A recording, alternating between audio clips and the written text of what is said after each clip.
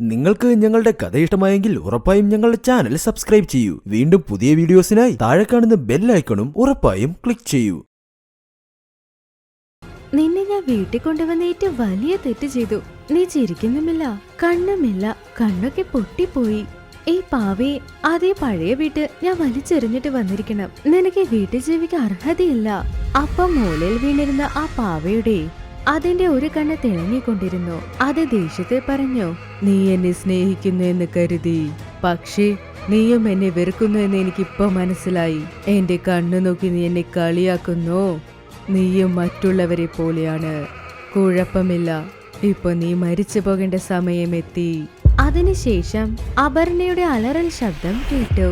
അത് കഴിഞ്ഞ് എല്ലാം നിശബ്ദമായി മാറി. അപർണ ഇപ്പോഴാണ് കോളേജൊക്കെ കംപ്ലീറ്റ് ചെയ്തത്. അവൾക്ക് പഴയ സാധനങ്ങൾ ശേഖരിക്കാനും അതിനെക്കുറിച്ച് അറിയാനുമുള്ള ഇൻട്രസ്റ്റ് ഉണ്ടായിരുന്നു. വലുതായതിനു ശേഷം അവൾ ആർക്കിയോളജിസ്റ്റ് ആവാമെന്ന് തീരുമാനിച്ചു. ആർക്കിയോളജിസ്റ്റ് എന്നാൽ പുരാവസ്തു ശാസ്ത്രജ്ഞൻ എന്നാണ്. അവൾക്ക് പഴയ സ്ഥലത്ത് പോകാൻ ഒരുപാട് ഇഷ്ടമാണ്. മ്യൂസിയം പോകുന്നത് ഇഷ്ടമാണ്. അവളുടെ കോളേജ് ഇപ്പൊ കഴിഞ്ഞിരുന്നു. എന്നാലും അവൾ കോളേജ് ഉണ്ടെന്ന് നുണ പറഞ്ഞ് വീട്ടിൽ നിന്ന് പൈസ വാങ്ങി അവൾ ഇങ്ങനെയുള്ള സ്ഥലത്തേക്കാണ് പോയിരുന്നത്. ഒരു ദിവസം അവൾ ഇന്റർനെറ്റിൽ പഴയ സ്ഥലങ്ങളുണ്ടോ എന്ന് നോക്കിക്കൊണ്ടേയിരുന്നു. അപ്പ അവൾക്ക് സിറ്റി വിട്ട് കുറച്ച് ദൂരെയുള്ള ഒരു പഴയ വീടിനെ കുറിച്ച് അറിയാനിടയായി. അത് വളരെ പഴയത് മാത്രമല്ല, അത് ഹോണ്ടഡ് എന്നും പറയുന്നു. ഹോണ്ടഡ് എന്ന് കേട്ടതും അവൾ പേടിക്കുന്നതല്ലാതെ ഒരുപാട് എക്സൈറ്റഡ് ആവാൻ തുടങ്ങി. അവൾ തീരുമാനിച്ചു നാളെ തന്നെ അവിടേക്ക് പോകണമെന്നും. അടുത്ത ദിവസം അപർണ ടാക്സി ബുക്ക് ചെയ്ത് സിറ്റിയിൽ നിന്ന് കാട്ടിലേക്ക് പുറപ്പെട്ടു. അപർണ കാടിനകത്തേക്ക് ചെന്നു. അതൊരു കൊടും കാടായിരുന്നു. ചെറുതായ കാടിനകത്ത് ചെല്ലാൻ ഒരു വഴി. അതെത്ര കൊടുങ്കാടായിരുന്നു എന്നോ. വെളിച്ചം പോലെ ഒരുപാട് കഷ്ടപ്പെട്ടാണ് തറയിൽ വീണുകൊണ്ടേയിരുന്നത്. അപർണയ്ക്ക് ഇപ്പൊ കുറച്ച് പേടി തോന്നാൻ തുടങ്ങി. അവൾ മെല്ലെ മെല്ലെ അടിവെച്ച് നടന്നു. വളരെ കൊടുങ്കാടായിരുന്നു. എല്ലാ ഭാഗത്തും ഇരുട്ട് മാത്രമായിരുന്നു. കാട്ടിൽ പെട്ടെന്നെന്തോ മൃഗങ്ങളുടെ ശബ്ദവും കേട്ടു. ഇതെല്ലാം ചേർന്ന് ആ ഇരുട്ടിനെ വീണ്ടും പേടിയുള്ളതാക്കി. അപർണ അതേ വഴിയിൽ വീണ്ടും മുന്നോട്ട് പോയിക്കൊണ്ടിരുന്നു. അപ്പ എന്തൊരു ചെടി ആടുന്നത് പോലെ അവൾക്ക് തോന്നി. ഇത്തവണ അപർണ ഒരുപാട് പേടിച്ചു. അവളത് കണ്ട് പേടിച്ചു നിന്നുകൊണ്ടിരിക്കുമ്പോൾ പെട്ടെന്ന് പുറകെ നിന്ന് അവളുടെ തോളിൽ ആരോ കൈ വച്ചു. അത് കണ്ടവൾ വളരെ പേടിച്ച് തിരിഞ്ഞ് നോക്കി. അവൾ തിരിഞ്ഞു നോക്കിയപ്പോൾ വളരെ വ്യത്യസ്തമായൊരു മുത്തശ്ശി നിൽക്കുന്നുണ്ടായിരുന്നു. അവർ കറുത്ത സാരി അണിഞ്ഞിരുന്നു. അവർ നിൽക്കാൻ പറ്റാതെ വടി കുത്തിപ്പിടിച്ച് നിന്നു. ആരാ മോളെ നീ? ഈ കാട്ടിൽ നീ എന്ത് ചെയ്യുന്നു?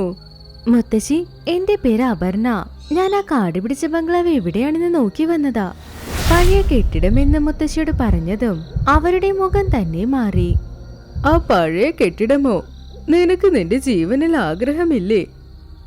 എന്താ അങ്ങനെ? ആ വീട്ടിൽ എന്താ ഉള്ളത്?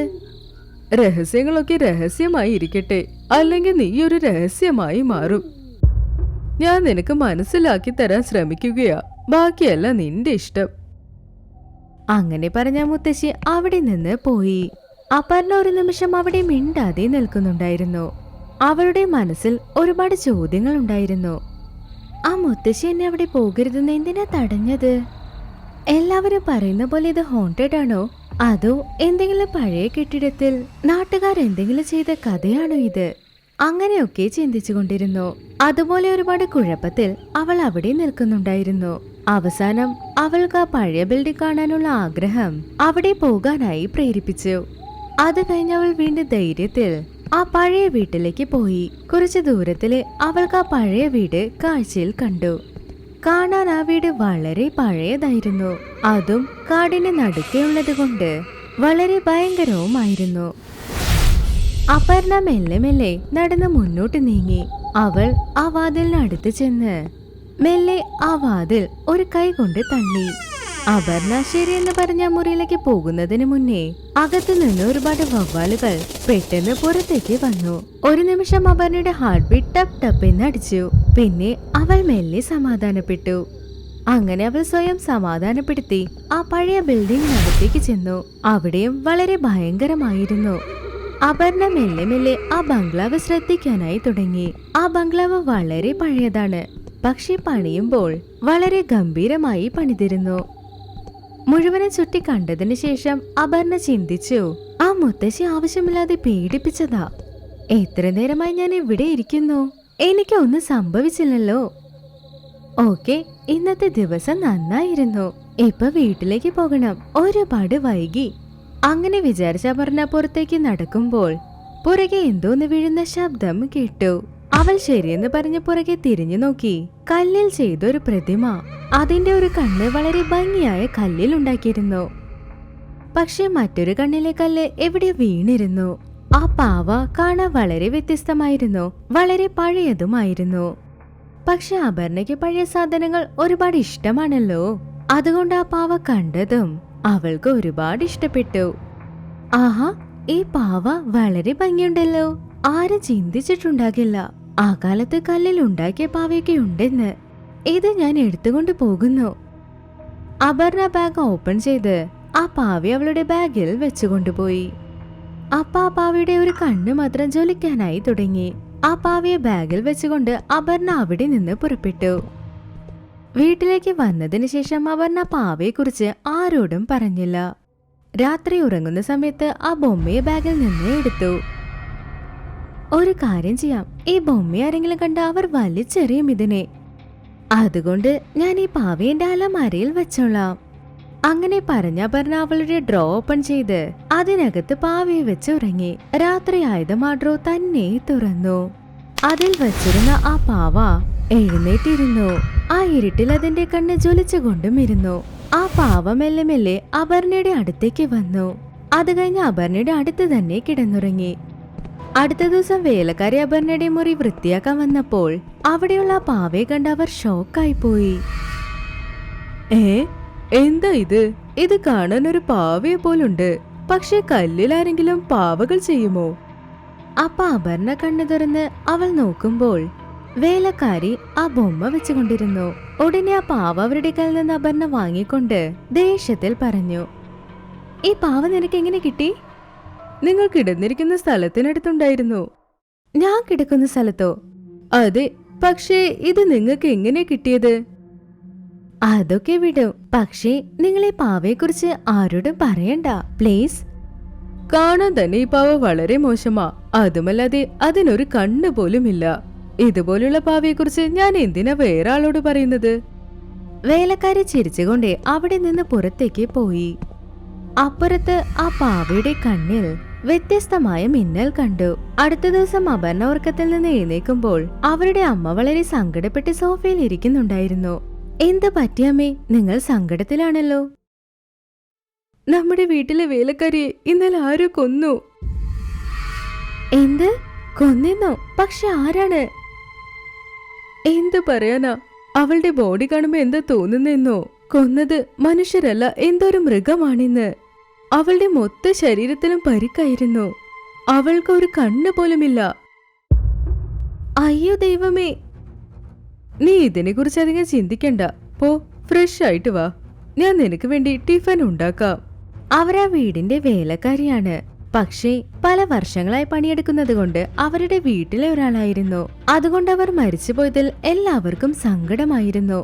കുറച്ച് ദിവസങ്ങൾ അങ്ങനെ നീങ്ങി. അങ്ങനെയിരിക്കെ ഒരു ദിവസം അപർണയുടെ കൂട്ടുകാരി വീട്ടിൽ വന്നിരുന്നു. അവർ മുറിയിലെ ബെഡിലിരുന്ന് സംസാരിച്ചു കൊണ്ടിരുന്നു. എനിക്ക് നമ്മുടെ സിറ്റിന്റെ പുറത്തുള്ള ഒരു ബംഗ്ലാവിൽ നിന്ന് ഒരു പാവ കിട്ടി. എന്ത് പാവയോ? എവിടെയുണ്ട്? എനിക്കും ആ പാവയെ കാണിച്ചതാ. അപർണ ഉടനെ ഡ്രോ ഓപ്പൺ ചെയ്ത് ആ പാവ പുറത്തേക്ക് എടുത്തു. ആ പാവയെ പുറത്തെടുത്ത് നോക്കി അവളുടെ ഫ്രണ്ട് ഭയങ്കരമായി ചിരിച്ചു. ഇതെന്ത് സ്പെഷ്യൽ ബൊമ്മയാ? ഇതൊരു കൽബൊമ്മയല്ലേ? അത് കേട്ട അപർണ ഒരുപാട് സങ്കടപ്പെട്ടു. അധികം ചിരിക്കണ്ട, നിനക്ക് എന്തറിയാം പഴയ സാധനങ്ങളെ കുറിച്ച്? താ ഇവിടെ. അങ്ങനെ പറഞ്ഞ അപർണ ആ പാവ ഡ്രോയിൽ വെക്കാൻ ചെന്നു. അങ്ങനെ ഡ്രോയിൽ വെക്കാൻ പോകുമ്പോൾ ആ ബൊമ്മയുടെ കണ്ണ് ജ്വലിച്ചു. അടുത്ത ദിവസം അപർണ ഉറങ്ങിക്കൊണ്ടിരിക്കുമ്പോൾ അവളുടെ അമ്മ മുറിയിലേക്ക് വന്നു. അപർണ, അപർണ, ഒന്ന് എഴുന്നേക്ക് മോളെ. എന്ത് പറ്റിയമ്മേ? എന്തിനാ നേരത്തെ എഴുന്നേപ്പിക്കുന്നത്? നിന്റെ കൂട്ടുകാരി ഒരു ആക്സിഡന്റിൽ മരിച്ചു പോയിന്ന്. ആ വാർത്ത കേട്ടതും അവളുടെ ഉറക്കം പോയി. എന്താ പറയുന്നേ? പക്ഷെ എങ്ങനെ? എന്ത് പറയാനാ, ഇപ്പോഴാ നിന്റെ കൂട്ടുകാരി എന്നെ വിളിച്ചത്. അവൻ പറഞ്ഞു എന്തോ ആക്സിഡന്റിൽ അവൾ മരിച്ചു എന്ന്, അതുമല്ലാതെ അവളുടെ ഒരു കണ്ണില്ലെന്ന്. തന്റെ സുഹൃത്ത് മരിച്ച വാർത്ത അറിഞ്ഞതും അപർണയ്ക്ക് എന്ത് ചെയ്യണമെന്നേ അറിയുന്നുണ്ടായിരുന്നില്ല. ഇന്നലെ അവൾ ആരോടാണ് ചിരിച്ച് സംസാരിച്ചത്? ആ പെൺകുട്ടി ഇന്ന് ജീവനോടെയില്ല. അപർണ മൊത്തത്തിൽ കുഴപ്പത്തിലായിരുന്നു. അവൾ മണിക്കൂറോളം എന്തൊക്കെ ചിന്തിച്ചുകൊണ്ടും ഇരുന്നു. ഒരു ദിവസം അവൾ അവളുടെ മുറിയിൽ ഇരിക്കുന്നുണ്ടായിരുന്നു. ആ ബൊമ്മയെ നോക്കിക്കൊണ്ടും ഇരുന്നു. അപ്പ അവൾക്ക് ഓർമ്മ വന്നു, വേലക്കാരി ആ ബൊമ്മ എന്തൊക്കെയോ പറഞ്ഞ് കളിയാക്കി അവൾ മരിച്ചുപോയി. അതുപോലെ അവളുടെ സുഹൃത്തും ബൊമ്മയെ നോക്കി കളിയാക്കി. അടുത്ത ദിവസം അവളും മരിച്ചു. അതുമാത്രമല്ലാതെ 2 പേർക്കും ഒരു കണ്ണ് നഷ്ടപ്പെട്ടു. അപർണ പാവയെ കയ്യിലെടുത്ത് അതിനോട് പറഞ്ഞു, നീയാണോ 2 പേരെയും കൊന്നത്?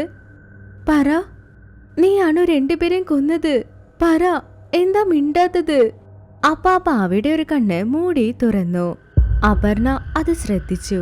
ഉടനെ ആ പാവയെ അവൾ ദൂരെ വലിച്ചെറിഞ്ഞു. അവളുടെ കണ്ണിലിപ്പോ കണ്ണീർ വന്നു. അവൾ ചെയ്ത ഒരു തെറ്റുകൊണ്ട് 2 പേര് മരിച്ചിരുന്നു.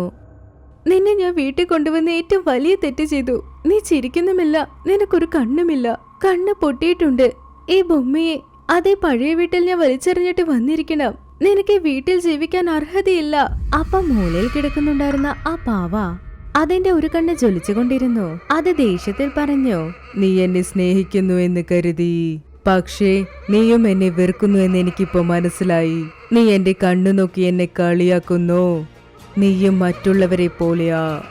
സാരമില്ല, ഇപ്പൊ നീ മരിക്കേണ്ട സമയം വന്നെത്തി.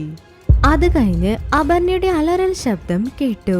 അതിനുശേഷം എല്ലാം നിശബ്ദമായി മാറി. നിങ്ങൾക്ക് ഞങ്ങളുടെ കഥ ഇഷ്ടമായെങ്കിൽ ഉറപ്പായും ഞങ്ങളുടെ ചാനൽ സബ്സ്ക്രൈബ് ചെയ്യൂ. വീണ്ടും പുതിയ വീഡിയോസിനായി താഴെ കാണുന്ന ബെൽ ഐക്കണും ഉറപ്പായും ക്ലിക്ക് ചെയ്യൂ.